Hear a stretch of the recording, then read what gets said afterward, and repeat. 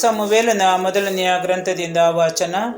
ಅಧ್ಯಾಯ 31. ಸೌಲನ ಮತ್ತು ಅವನ ಮಕ್ಕಳ ಸಾವು. ಫಿಲಿಸ್ಟಿಯರು ಇಸ್ರಾಯೇಲರೊಡನೆ ಯುದ್ಧ ಮಾಡಿದರು.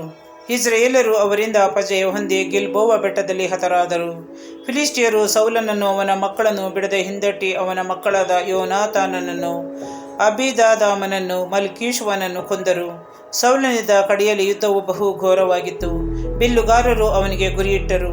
ಆದುದರಿಂದ ಸೌಲನು ಭಯಭೀತನಾಗಿ ತನ್ನ ಆಯುಧ ವಾಹಕನಿಗೆ, ನಿನ್ನ ಕತ್ತಿಯನ್ನು ಹಿರಿದು ನನ್ನನ್ನು ತಿವಿದು ಕೊಲ್ಲು, ಇಲ್ಲವಾದರೆ ಸುನ್ನತಿಯಿಲ್ಲದ ಈ ಜನರು ಬಂದು ನನ್ನನ್ನು ತಿವಿದು ಅಪಕೀರ್ತಿಯನ್ನುಂಟು ಮಾಡಬಹುದು ಎಂದು ಹೇಳಿದನು.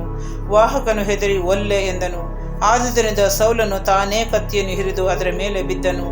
ಸೌಲನು ಸತ್ತದ್ದನ್ನು ಅವನ ಆಯುಧ ವಾಹಕನು ಕಂಡು ತಾನೂ ತನ್ನ ಕತ್ತಿಯ ಮೇಲೆ ಬಿದ್ದು ಅಲ್ಲಿಯೇ ಸತ್ತನು. ಹೀಗೆ ಸೌಲನು, ಅವನ 3 ಮಂದಿ ಮಕ್ಕಳು, ಅವನ ಆಯುಧ ವಾಹಕರು, ಎಲ್ಲ ಆಳುಗಳು ಅದೇ ದಿವಸ ಸತ್ತರು. ಇಸ್ರಾಯೇಲ್ ಯೋಧರು ಸೋತರು.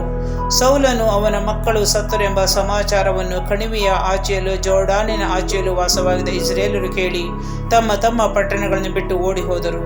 ಫಿಲಿಸ್ಟಿಯರು ಬಂದು ಅವುಗಳಲ್ಲಿ ವಾಸಿಸಿದರು.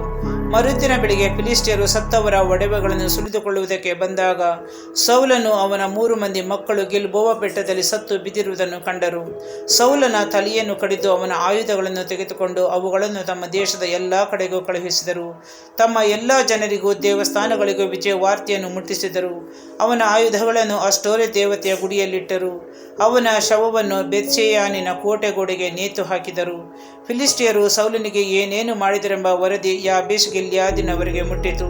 ಆಗ ಅವರಲ್ಲಿದ್ದ ಶೂರರೆಲ್ಲರೂ ಹೊರಟು ರಾತ್ರಿಯೆಲ್ಲ ನಡೆದು ಹೋಗಿ ಸೌಲನ ಮತ್ತು ಅವನ ಮಕ್ಕಳ ಶವಗಳನ್ನು ಬೆತ್ಷೆಯಾನಿನ ಗೋಡೆಯಿಂದ ಇಳಿಸಿ ಯಾಬೇಷಿಗೆ ತೆಗೆದುಕೊಂಡು ಬಂದು ಅಲ್ಲಿ ಅವುಗಳನ್ನು ದಹಿಸಿದರು.